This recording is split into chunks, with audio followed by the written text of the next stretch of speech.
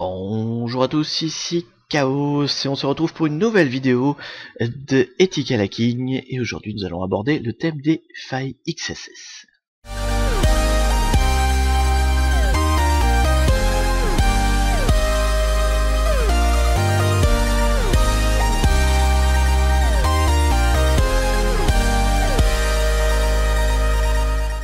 Alors qu'est-ce qu'une faille XSS? Alors XSS ça veut dire en fait Cross-Site Scripting, qui est en fait un très mauvais nom, puisqu'en fait traduit littéralement c'est du code qu'on exécute depuis un autre site, enfin qui vient d'un autre site.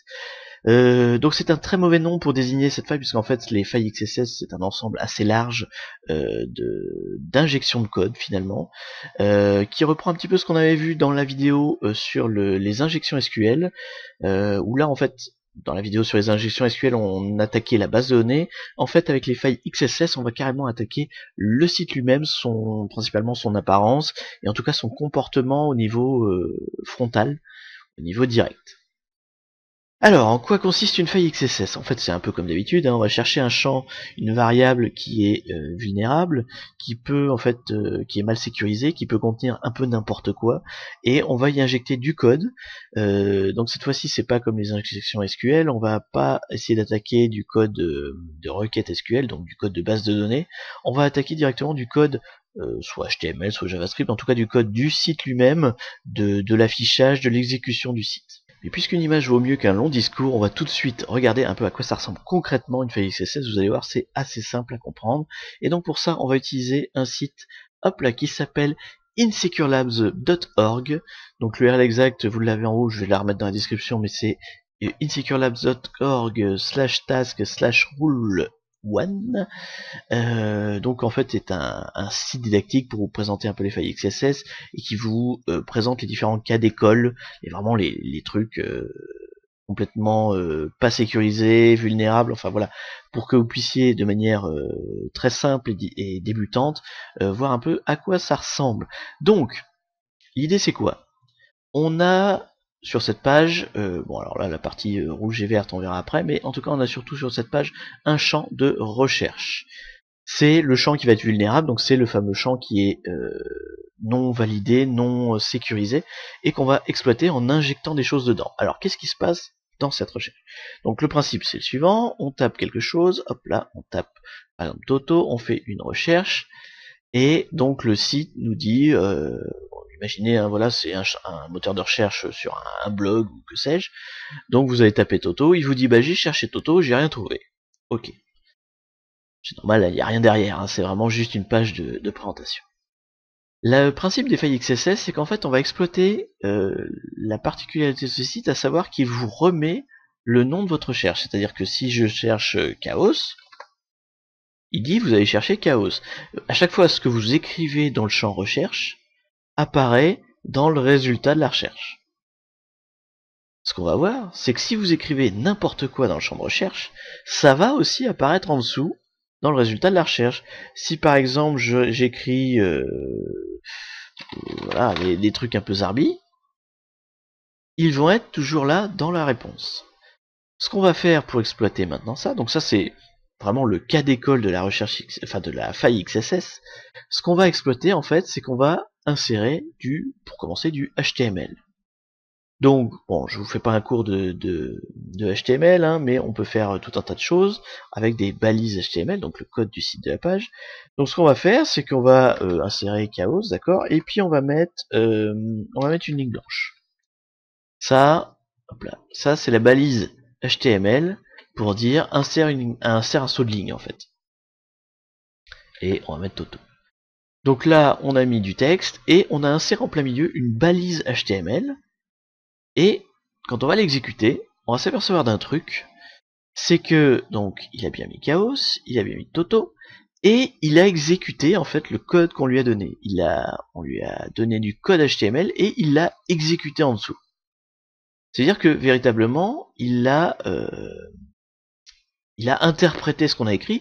Pour lui, c'est pas juste une chaîne de texte, c'est du code exécutable. Donc, ce qu'on va faire maintenant, on va aller un petit peu plus loin pour voir jusqu'où on peut exploiter ce genre de choses. Un truc marrant, le le plus rigolo à faire dans ces cas-là, c'est par exemple, on va aller insérer une image. On va aller plus loin, donc on va dire ok, donc hop là, je mets cette fois du code HTML qui va s'interpréter non pas comme un saut de ligne, non pas comme du texte, mais comme aller appeler une image. Donc là en l'occurrence je vais appeler une image d'un autre site à moi. On va voir si ça fonctionne. Bon, ça fonctionne presque, c'est-à-dire que il met bien dans le résultat l'image. En tout cas, il interprète la balise image.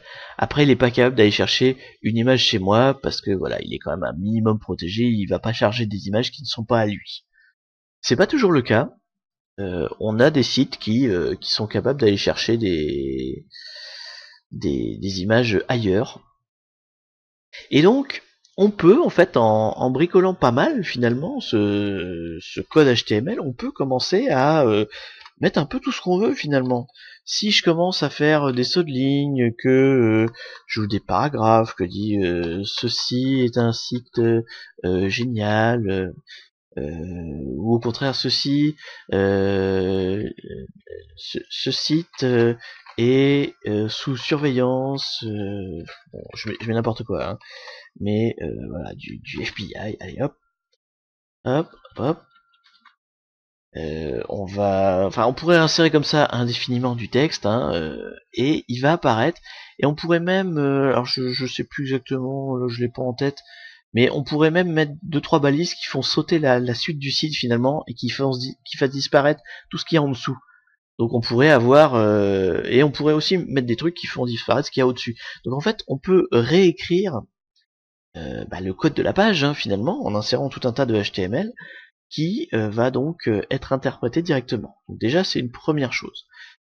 C'est pas une technique complètement en l'air, complètement futile. Enfin, complètement futile. Si, ça reste pour s'amuser, puisqu'en fait, tout ce que vous écrivez là n'est pas enregistré dans le site. C'est-à-dire que vous n'avez pas piraté définitivement le site. Si par exemple, voilà, cette phrase, ce site est sous surveillance du FBI, elle apparaît là sur votre page, elle apparaîtra pas si quelqu'un d'autre vient sur le site. Sauf si vous lui donnez la même adresse que vous. C'est-à-dire que vous avez l'adresse en haut là, vous avez la query, donc la recherche que vous avez faite qui apparaît dans la ligne d'adresse. Donc si vous copiez-collez tout ça et que vous l'envoyez à quelqu'un, quand il va charger la page, il va obtenir la même chose que vous. Mais sinon, quelqu'un qui vient visiter le site, vous l'avez pas hacké véritablement, le site est toujours identique à lui-même.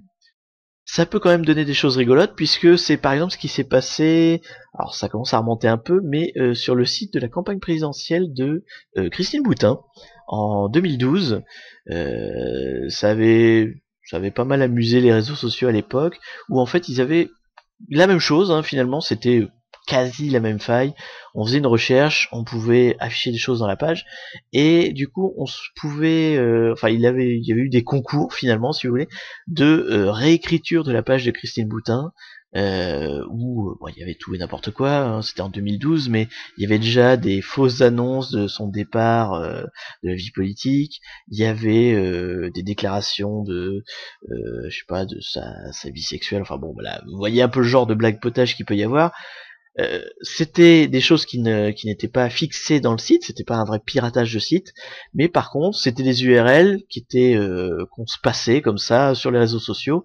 En plus on peut rajouter un petit plus pour pas qu'on sache, parce que là par exemple si je vous envoie cette URL là, vous voyez là dans le texte c'est écrit ce site est sous surveillance, vous le voyez directement, c'est pas drôle, mais maintenant même à l'époque, il y a ce qu'on appelle des raccourcisseurs d'URL. En fait vous avez juste des liens en bit.ly, en je sais plus, en short machin, enfin bon, tous les espèces d'URL courtes qui permettent de réécrire cette URL longue en espèce d'URL courte qui va être aussi masquée finalement. Et donc les gens ont la surprise, comme ça leur permet de pas voir à l'avance qu'il y a du code rigolo dedans, et donc ils peuvent l'exécuter. Bon, ça reste potage, puisque de toute façon, rien de ce que vous faites ne perdure. Ce sont des failles XSS non permanentes, mais il en existe aussi des permanentes, c'est-à-dire qu'on peut aller plus loin dans ce genre de choses. Si par exemple on est, alors l'exemple typique c'est les livres d'or comme ça se faisait beaucoup il y a, je vous parle de ça il y a quelques années quand même, hein, 20, 30 ans, hein, je suis vieux, mais sur les très vieux sites internet, on avait ce qu'on appelle des livres d'or. C'était avant qu'il y ait des blogs avec des sections commentaires, et en fait les gens mettaient des messages, mettaient ce qu'ils voulaient. Et donc, du coup, si le champ où vous mettez votre texte, votre message n'était pas sécurisé, et ben les gens pouvaient mettre du code HTML, et quand vous réaffichez le livre d'or en dessous, bah, c'est exactement le même principe, vous interprétiez le code HTML. Qu'est-ce qu'on peut faire de plus aussi? On n'est pas obligé d'insérer que du code, enfin si c'est du code HTML, mais on peut aller un peu plus loin en utilisant des balises script. Donc les balises script, c'est pour insérer du script JavaScript. Donc on peut, voilà, entre deux balises HTML script, on peut mettre du JavaScript, donc qui va nous permettre d'avoir accès à quand même des fonctions un peu plus balèzes. Bon, la classique, hein, quand on fait des tests de sécurité, c'est de mettre une balise comme ça. Donc en fait, c'est on met du script, JavaScript, et on déclenche une pop-up, une alerte, un message qui va sortir.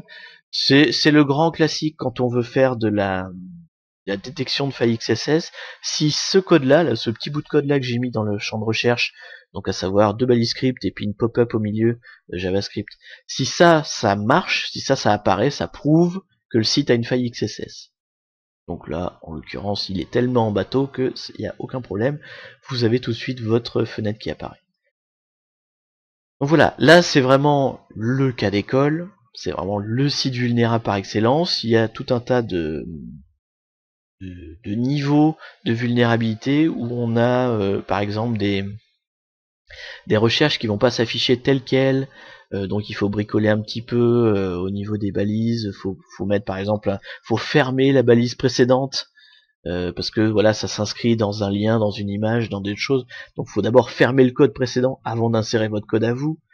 Il y a d'autres champs de texte comme ça qui font un peu gaffe, et donc qui par exemple vous interdisent les parenthèses, les points-virgules, les inférieurs, les supérieurs, qu'on peut aussi contourner en mettant des codes ASCII finalement. Au lieu de mettre directement le inférieur supérieur, vous pouvez mettre le code ASCII correspondant au inférieur supérieur. Tout ça pourquoi? Donc les failles XSS, ça a l'air assez anodin comme ça, mais ça peut aller très très loin. Je vous ai parlé, là je vous ai juste montré des failles finalement, donc je vous dis non permanentes, qui sont là pour juste rigoler, voir qu'il y a des failles, mais finalement ne restent pas dans le site. Après, donc dans le cas où je vous parlais des livres d'or par exemple, où on enregistre le commentaire, on enregistre la chaîne de texte, ça devient des failles permanentes, et du coup, ça permet de modifier le site. Bon, ok, si dans le... Je reviens toujours sur cet exemple des livres d'or, même si c'est plus vraiment d'actualité, mais ça permet de bien comprendre. Donc, si vous mettez dans votre livre d'or du code HTML, enfin si la personne laisse en commentaire du code HTML, ok, quand on le raffiche, bon bah ça permet de changer des choses, mettre des images, faire des trucs qui clignotent, enfin j'en sais rien, mais ça permet d'aller plus loin et par exemple de mettre du code qui va lire le cookie des gens. Le cookie, vous savez, c'est cette petite chaîne de texte qui est stockée par votre navigateur, qui est fournie à chaque fois que le site demande pour par exemple s'authentifier. Donc c'est un moyen de récupérer vos logins mots de passe, par exemple. C'est un moyen de récupérer tout un tas d'informations sur vous. Par exemple, bêtement, quand vous allez sur un site, souvent il y a des balises en JavaScript qui appellent soit du Google Analytics, soit du Piwik, enfin bon, tout ce qui permet de faire des statistiques de visite sur les sites internet. En général, il y a des balises JavaScript pour vous identifier quand vous êtes connecté sur un site. Donc qui récupère, je sais pas, la taille de votre écran, l'OS que vous avez, enfin vous voyez, tout un tas d'informations qui servent de statistiques de visite classiques quand vous avez un site internet. Et donc vous pourriez insérer sur un site, n'importe lequel, votre balise à vous de statistiques, et donc et un peu quelque part voler les statistiques de visite d'un autre site. Voilà, un exemple. Bon, après, c'est pertinent ou pas, c'est toujours pareil, hein, ça dépend de la problématique du hacker, mais voilà une chose qu'on pourrait faire. Ce qui peut être fait aussi, c'est de faire ça dans des mails. En fait, d'insérer, par exemple, vous savez, des fois on a des formulaires de contact où vous pouvez mettre un message à une personne, Et en fait, vous pouvez donc du coup mettre du HTML et du JavaScript aussi dedans. Et donc la personne, quand elle va ouvrir son mail, va déclencher ces différentes balises là, et donc ça peut, vous pouvez comme ça voler aussi des choses. L'exemple le plus bête, c'est encore ce que je vous ai dit, hein, c'est de brancher ça sur avec un JavaScript qui a fait appel à du Google Analytics par exemple, et donc à chaque fois que la personne va ouvrir le mail, ça envoie des stats à votre serveur. Bon, après, voilà, ça peut être pertinent dans certains cas, et en tout cas vous pouvez récupérer de l'information comme ça. Donc voilà, vous savez tout presque sur les failles XSS. Après, je vous invite évidemment à jouer un peu avec tout ça. Ce sont des failles qui n'ont l'air de rien, qui ont été longtemps considérées comme pas importantes, donc pas nécessaires de corriger. Ça a été depuis extrêmement exploité, et ça fait partie des failles les plus fréquentes et les plus dangereuses qu'on peut rencontrer actuellement, juste après les failles SQL, parce que là, quand même c'est plus direct, mais en tout cas les failles XSS sont très exploitées aussi par les sites de phishing ou des choses comme ça, donc méfiez-vous. Pour s'en protéger, alors oui, j'ai pas abordé ça, pour s'en protéger, ben en fait on a l'exemple sur la page que je vous ai montré tout à l'heure, je vais vous la remontrer, hop là.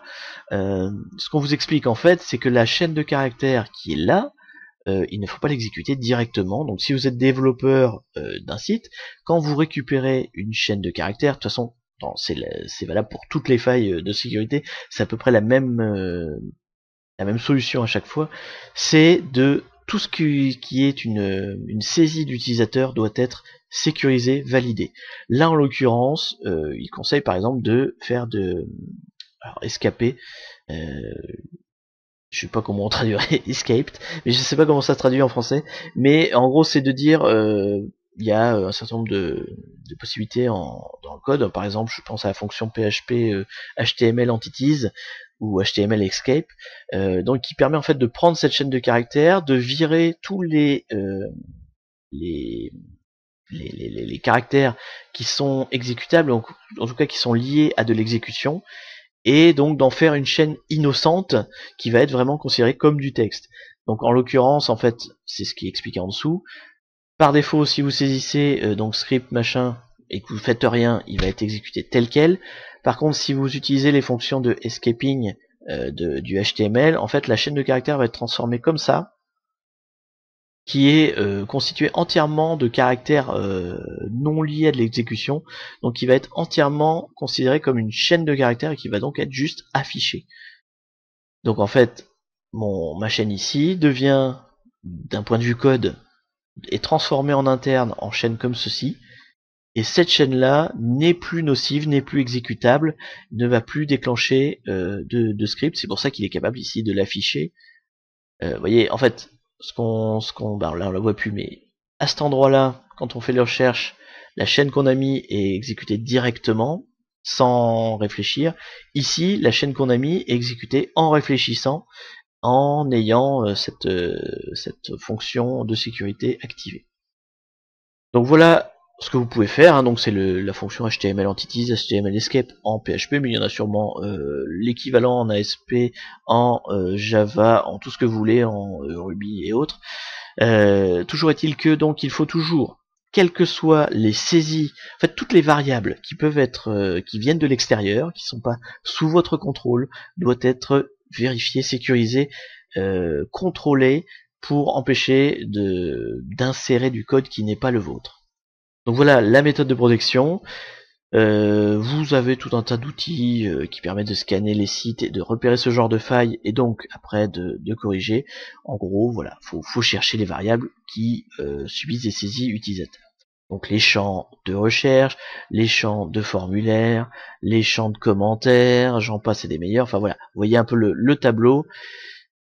Et donc j'espère que ça vous aura appris plein de choses. Je vous dis à une prochaine fois sur un thème, eh bien ma foi, hop là, je vais vous mettre en grand, hop, sur un thème que vous voulez. Dites-le moi en commentaire si vous voulez quelque chose de précis, sinon j'ai tout un tas de thèmes personnellement, il n'y a pas de souci. Donc je vous dis à la prochaine sur ce, salut.